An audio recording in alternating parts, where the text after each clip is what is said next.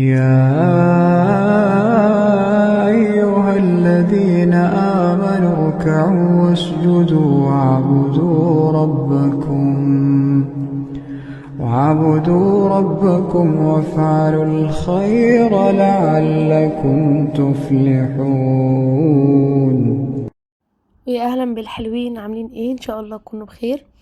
فيديو جديد بعد الزر عن صوتي، معلش كنت مريت كده بدور برد شديد، ده اللي خلاني ما انزلش فيديوهات بقالي يومين. وكمان صوتي مش احسن حاجه، بس كان لازم انزل فيديوهات على القناه عشان ريتش القناه ما يقعش. فيديو جديد خفيف كده. قمت الصبح كده، شغلت القرآن وكمان فطرت واخدت العلاج. وكان الجو مغيم جدا، احنا كده كنا الساعة 9 الصبح، كان مغيم جدا جدا. كنت محتاجة اغير ملاية الغرفة بتاعتي، وكمان اظبطها كده وادخل كده هوا واغير نفس الشقة كله. ففتحت كده الشبابيك بتاعت الشقة وهويت الشقة كويس جدا. وكمان ابتديت ان انا اغير الملايات واشيل التراب من على الاساس بتاع الغرفة. وكمان لقيت الشباك مش قادرة انفضه بصراحة، وما كنتش حاسة ان هو هيتنفض. فغسلته غسلة كده على السريع، شوية مية كده معاه وشوية معطر فريدة برائحة النظافة بيديكي ريحة حلوة كده. ومسحت الازاز كويس جدا والمرايات طبعا والحاجات دي كلها، وطلعت ملاية نظيفة وابتديت ان انا افرشها، ويعني اخلي الاوضه كده تبقى ريحتها حلوه. ما انا مش هينفع تفضلي بقى تعبانه ونايمه وسايبه البيت يضرب يقلب بجد. الولاد طول ما هم الام تعبانه بيبقى اولا الشقه متبهدله، تاني حاجه هم مش عارفين يعملوا اي حاجه خالص، والدنيا كلها بتبقى محتاسه. ربنا يدينا يا رب كلنا الصحه و... ويجازينا خير يا رب على تعبنا في بيتنا ومع ولادنا يا رب. طلعت كمان كبرتة كده عشان خاطر انتوا عارفين الجو ابتدى يسقع، فطلعت كبرتة كده وفرشتها. وقلت يعني اغير من المود بتاعي ومن مود الشقة، عشان انا بقالي يومين حرفيا ما كنتش بعمل اي حاجة خالص. كنت حاسة ان انا لا لازم اقوم كده اعمل وارتب الشقة على قد ما هقدر واظبطها. جبت الوايبس كمان و هبدأ ان انا امسح بيه ازاز الكومود والحاجات دي. عايزه اقول لكم بيساعدني جدا جدا. وكنت قلت لكم في كذا فيديو ان هو خطير في التنظيف يا بنات، مش بيغير وبيشيل الاتربه وبيخلي الدنيا بصراحه نظيفه باقل مجهود. هنا التسريحه كده ابتدئ برضو ان انا اشيل الحاجات كده اللي عليها وامسحها واظبطها. وبعتذر لكم تاني عن صوتي، معلش تستحملوني بقى، استحملوني اليومين دول بس كده لحد ما صوتي يرجع يتعدل تاني وانا ارجع بقى احسن من الاول. يعني ان شاء الله نعمل مع بعض فيديوهات حلوة جدا. يا ريت بقى اللي بيشوف القناة كده ومش مشترك فيها يعمل اشتراك، وكمان يعني لو عجبتكم القناة تقدروا تشيروها لاصحابكم عشان القناة كده تكبر وتتعرف اكتر. وما تنسونوش من اللايك والكومنت بتاعكم حلو الحلو. وبشكركم جدا على تعبكم معايا في الكومنتات واللايكات والحاجات اللي انتوا بتعملوها لي في القناة. شكرا جدا ليكم كلكم يا رب. بس مسحت كده كل حاجة ورتبتها كويس وخليت كده الدنيا ما شاء الله ما عليهاش تراب خالص. وهنا كنت خلصت الأوضة كلها بقى، مرضتش يعني او ما قدرتش اصور معاكم كل حاجة. انا قلت اديكم مقتطفات واعمل معاكم فيديو كده يكون صغير، بس يعني لامم حاجات كتير. الغرفة ما شاء الله ولا قوة الا بالله، ولا نقطة تراب ولا اي حاجة كده مش في مكانها. الدنيا كلها ما شاء الله زي الفل. و لما بتبقي تيجي تفرشي حاجة بقالك كتير ما فرشتهاش بتحسي ان هي جديدة بجد. فجربي كده تبقي راكنة حاجة ما فرشتهاش بقالك مدة وتفرشيها، الاحساس ده بيبقى حلو، تحسي ان انت اشتريتي حاجة جديدة.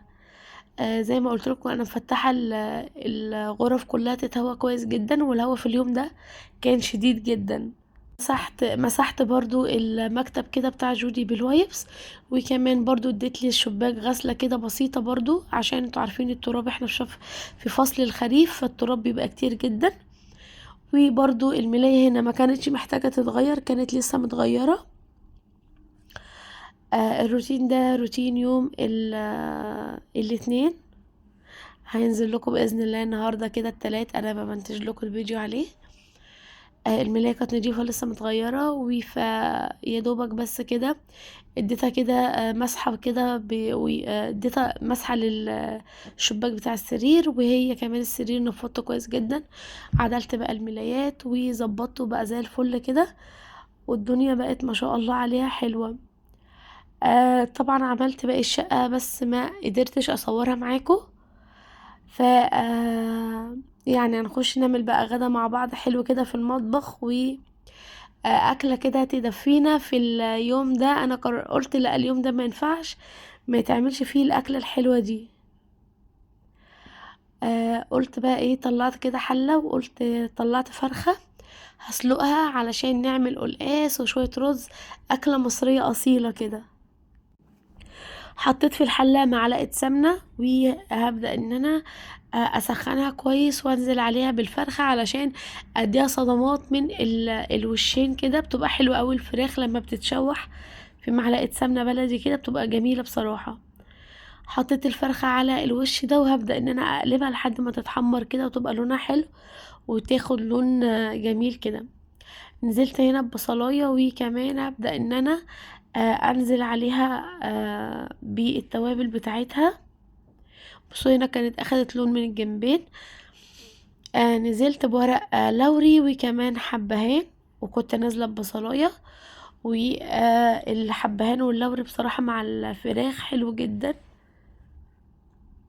بس ببدأ ان انا افتح الحبهانة كده من النص واطلع منها الحاجة اللي بتبقى في قلبها دي، هي دي اصلا اللي بتبقى بتدي ريحة حلوة. بحب كمان احط معلقة صغيرة قوي من الثوم البودر، وطبعا فلفل اسود، البصل بودر معلش. بحبه قوي في الشوربة بصراحة، بيديني طعم حلو. وحطيت ملح وحطيت فلفل، وهبدأ ان انا اديهم تشويحة بسيطة. بص البصلاية اتكرملت كده، وكمان الجلد بتاع الفراخ ابتدى يتكرمل كده. كنت هنا بغلي ميه. لما تشوحوا الفراخ كده مينفعش تنزلوا عليها بميه ساقعه، لازم تنزلوا عليها بميه سخنه كده علشان ما تعملش ريمه او زفاره.